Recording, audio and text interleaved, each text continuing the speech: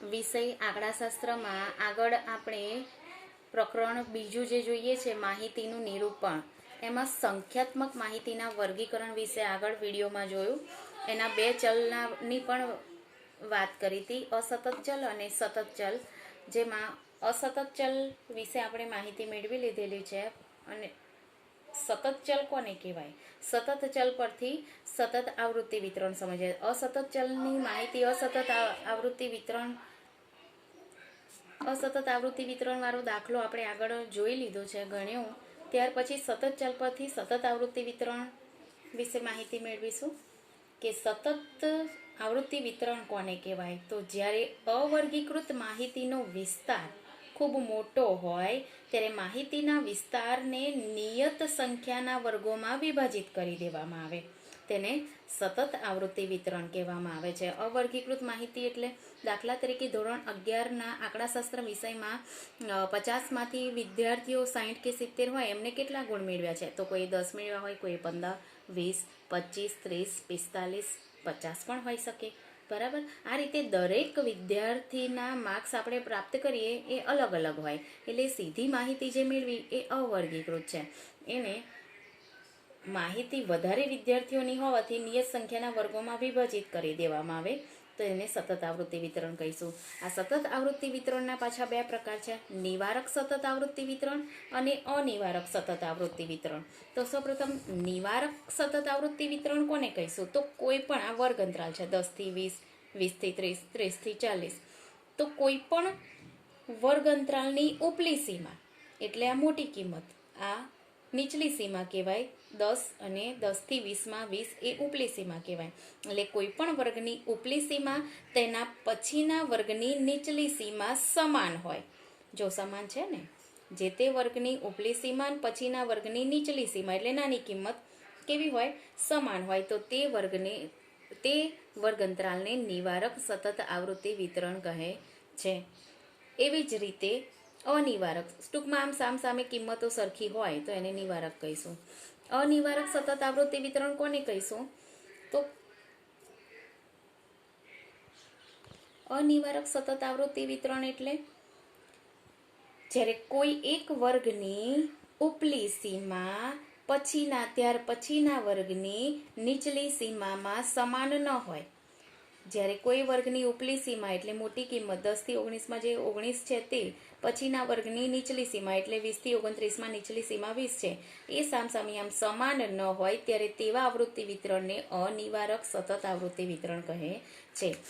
નિવારક સતત આવૃત્તિ વિતરણમાં 10 થી 20માં જ્યારે 20ની કિંમત આવે તો આવૃત્તિ ચિહ્ન 10 થી 20ની સામે નહીં થાય, પણ 20 થી 30. નિવારકમાં એવું છે કે 10 થી 20માં 20નો સમાવેશ થતો નથી, ત્યાર પછીના વર્ગ 20 થી 30માં 20નો સમાવેશ થાય. જ્યારે અનિવારક 10 થી 19 છે તો એમાં 19 અવલોકન આવે તો આવૃત્તિ ચિહ્ન 10 થી 19ની સામે જ થાય, કારણ કે 10 થી 19માં 19નો સમાવેશ થઈ જાય છે.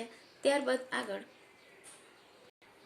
આવા અનિવારક સતત આવૃત્તિ વિતરણને નિવારક સતત આવૃત્તિ વિતરણમાં રૂપાંતર કરવા માટે દરેક વર્ગ સીમા બિંદુઓ દ્વારા દર્શાવવામાં આવે છે. આ વર્ગ સીમા બિંદુઓ બે પાછા, ઉર્ધ્વ સીમા બિંદુ, અધઃ સીમા બિંદુ.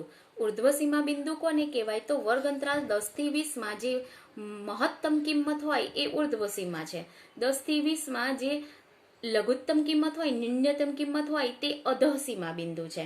એનો પ્રોપર અર્થ જોઈએ તો વર્ગ અંતરાલનું મહત્તમ મૂલ્ય ધરાવતી સીમાને તે વર્ગનું ઉર્ધ્વ સીમા બિંદુ કહે છે. 10 થી 20માં મહત્તમ મૂલ્ય કોણ ધરાવે છે? 20. તેથી તે ઉર્ધ્વ સીમા બિંદુ છે. 10 થી 20માં ન્યૂનતમ મૂલ્ય ધરાવતી સીમાને તે વર્ગનું અધઃ સીમા બિંદુ કહે છે. તો ન્યૂનતમ મૂલ્ય કોણ ધરાવે છે? 10. 10 થી 20માં ઓછી કિંમત 10 છે, તેથી તે અધઃ સીમા બિંદુ છે. આમ 10 થી 20માં 10 એ અધઃ સીમા બિંદુ છે, જ્યારે 20 એ ઉર્ધ્વ સીમા બિંદુ છે. અનિવારક માહિતી આપેલી હોય એને નિવારક માહિતીમાં ફેરવતા પહેલા બિંદુઓ શોધવા માટે વર્ગનું અધઃ સીમા બિંદુ, ઉર્ધ્વ સીમા બિંદુ શોધવા માટે સૂત્રનો ઉપયોગ થાય છે. સૂત્ર છે કે અધઃ સીમા બિંદુ શોધવાનું સૂત્ર કે તે વર્ગનું અધસીમા બિંદુ વત્તા તેના આગળના વર્ગનું ઉર્ધ્વસીમા બિંદુ ભાગ્યા 2. હવે આપણે અનિવારક વર્ગો લઈએ, દાખલા તરીકે 10 થી 14, 15 થી 19, 20 થી 24 લીધા.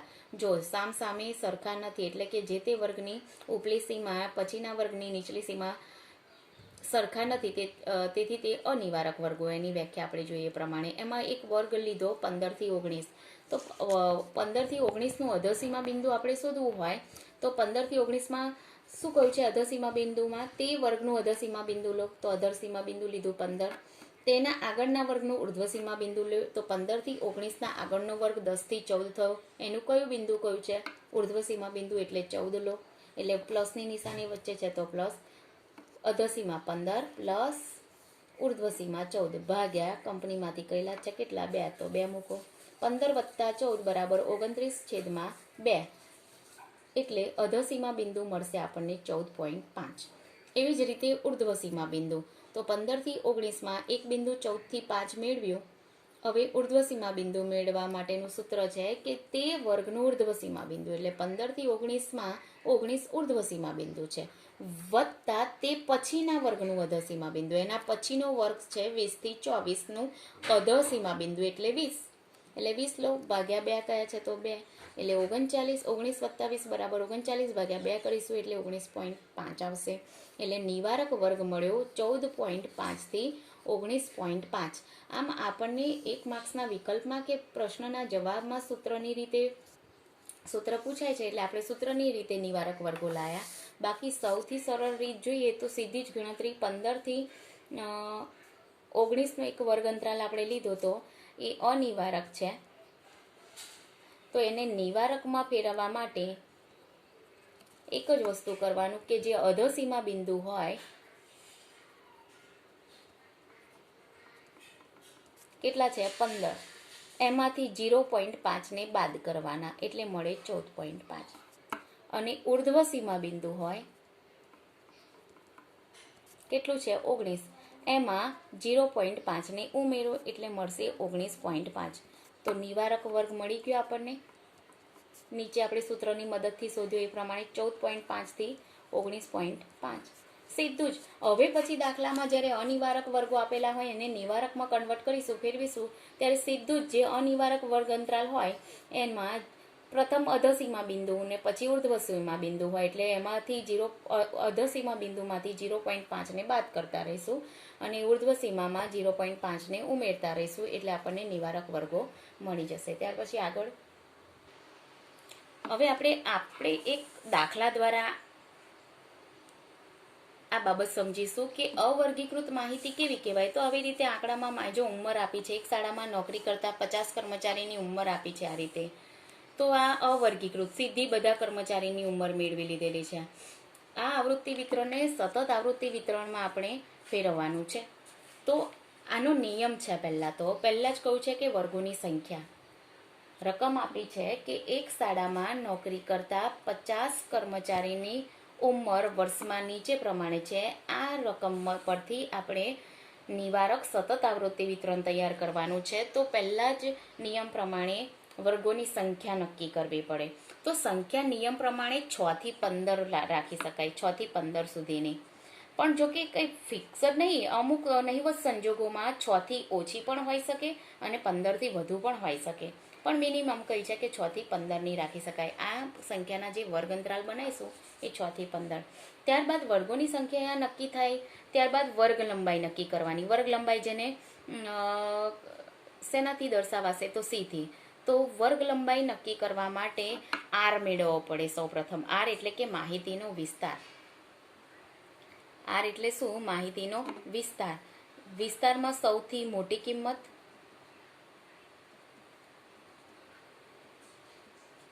એમાંથી સૌથી નાની કિંમતને બાદ કરવાની, એટલે આપણને શું મળી જશે? વિસ્તાર. તો આપેલી આ આંકડાકીય ઉંમર જે છે, આંકડાઓ ઉંમરના આપેલા છે, એમાં સૌથી નાની કિંમત જોઈએ તો 27 છે.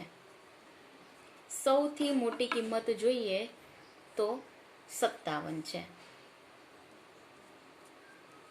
એટલે પ્રથમ તો R બરાબર મોટી કિંમત પહેલાં લખવાની. 57 - 27 ઇઝ ઇક્વલ ટુ કેટલા થશે? 30. આ શું મળી ગયું આપણને? આર. આર મેળવી એટલે કે વિસ્તાર મળ્યા પછી વર્ગોની સંખ્યા કે વડે ભાગવાની, તો આપણને સી એટલે વર્ગ લંબાઈ મળે. તો વર્ગોની સંખ્યા આપણે 6 થી 15 લઈ શકાય, ધારવાની હોય તો આપણે ધારી લીધી કે અહીંયા આ જે માહિતી આપેલી છે એની ઉપરથી વર્ગોની સંખ્યા અલગ પણ ધારી શકાય. 6 થી ટૂંકમાં 6 કે 6 થી વધુ હોવી જોઈએ. 7 ધારીએ છીએ વર્ગોની સંખ્યા. તો અહીંયા આપણે કે બરાબર કેટલા લઈશું? આ ધારેલી કિંમત છે 7, કે આપણે જે વર્ગો પડશે એ 7 હશે આશરે એમ. તો કે બરાબર 7. તો હવે આર પણ શોધી કાઢ્યો, કે ધારી લીધો. હવે સી મેળવીશું. સી ઇઝ ઇક્વલ ટુ શું કરવાનું છે? વર્ગોની સંખ્યા કે વડે ભાગતા આપણને સી મળશે. વર્ગોની સંખ્યા આર મેળવો તેને વર્ગોની સંખ્યા એટલે પહેલાં આર છેદમાં કે એટલે આપણને શું મળશે? સી. આર કેટલો છે? 30. કે કેટલો ધાર્યો? 7 ઇઝ ઇક્વલ ટુ કેટલા મળશે? 4.29. આપણે વર્ગ લંબાઈ પૂર્ણાંક ધન હોવી જોઈએ. અહીંયા 4.29, તો 4 લઈ શકાય વર્ગ લંબાઈ, કાં તો રાઉન્ડ ફિગર 5 લઈ શકાય. પણ 4 લેવી કે 5, તો એ માટે પણ નિયમ છે કે સી ને કે જોડે ગુણો તો greater than equal to R. એટલે કે સી ને કે જોડે ગુણવાથી જે વિસ્તાર આવે, સી ને કે જોડે ગુણવાથી જે કિંમત આવે એ વિસ્તાર જેટલી, ગ્રેટર ધેન ઇક્વલ ટુ એટલે કે વિસ્તાર જેટલી કે તેનાથી વધુ હોવી જોઈએ. જો આપણે 4 લઈએ તો C4 પહેલાં આ પહેલો આંકડો 4 લઈએ, કે બરાબર 7 લીધા હતા તો 7, તો કેટલી સંખ્યા આવશે? 28. જ્યારે આર કેટલો છે? 30 છે, જે 28 કરતાં કેવા છે? મોટા છે, એટલે 4 ના લઈ શકાય. હવે 4 ને બદલે રાઉન્ડ ફિગર 5 લઈએ તો 5 ગુણ્યા 7, 7 પંચા 35, જે આર કે આરથી વધુ છે. એટલે આ સાચું પડે સૂત્ર. એટલે આપણે સી બરાબર વર્ગ લંબાઈ શું લઈશું? 5 લઈશું. હવે 5 લઈશું, વર્ગ લંબાઈ 5 લઈશું. હવે સૌથી નાનો આંકડો શું છે? તો 27 છે. અને સૌથી મોટી કિંમત કેટલી છે આ કિંમતોમાં? તો તે છે 57. તો 27ની નજીકની કિંમત કેટલી? 25 લઈ શકાય. 27ની નજીકની કિંમત 25. તો એવી કિંમત લેવાય કે જેમાં આ નાનામાં નાની જે કિંમત છે આમાં આવેલો આંકડો એ અવલોકનનો સમાવેશ થઈ જાય, અને સૌથી છેલ્લું અવલોકન એવું લેવાય, વર્ગ અંતરાલ એવો લેવાય કે જેમાં 57નો શું થઈ જાય? સમાવેશ. તો આપણે 25થી લઈશું તો 25માં 5 ઉમેરો, વર્ગ લંબાઈ તો નક્કી થઈ ને? કેટલી થઈ વર્ગ લંબાઈ નક્કી? 5. વર્ગ લંબાઈ કેટલી નક્કી થઈ છે? 5. બરાબર. હવે 25 લઈએ, 27નો સમાવેશ થઈ જાય એવી આપણે કિંમત નક્કી કરી 25. 25માં 5 ઉમેરો તો 30. પછી બીજો વર્ગ અંતરાલ કયો બનશે? 30થી 5 ઉમેરો 35. 35થી 40, 40થી 45, 45થી 50, 50થી 55 અને 55થી 60 લઈશું. એટલે 55થી 60માં 57નો શું થઈ જાય છે? સમાવેશ. આમ ગણો 1, 2, 3, 4, 5, 6 અને 7. કે બરાબર આપણે આશરે લીધા હતા કેટલા? 7. તો વર્ગ અંતરાલો પડી ગયા 7. બરાબર. હવે આટલી માહિતી મેળવ્યા પછી દાખલો ગણવાની શરૂઆત કરીશું. હવે આ રકમ પરથી નિવારક સતત આવૃત્તિ વિતરણ કેવી રીતે મેળવાય એની આપણે માત્ર સમજૂતી મેળવી કે આ રીતે વર્ગ અંતરાલ બનાવીશું, કેવી રીતે વર્ગ લંબાઈ શોધાય, કે કેવી રીતે ધારી શકાય. બરાબર. આર કેવી રીતે વિસ્તાર મેળવ્યો, કેવી રીતે વર્ગો નક્કી કર્યા. ત્યાર પછી આગળના વિડીયોમાં આપણે દાખલો આની ઉપરથી, આ રકમ પરથી આખો દાખલો કેવી રીતે ગણાય તેની માહિતી મેળવીશું. Thank you.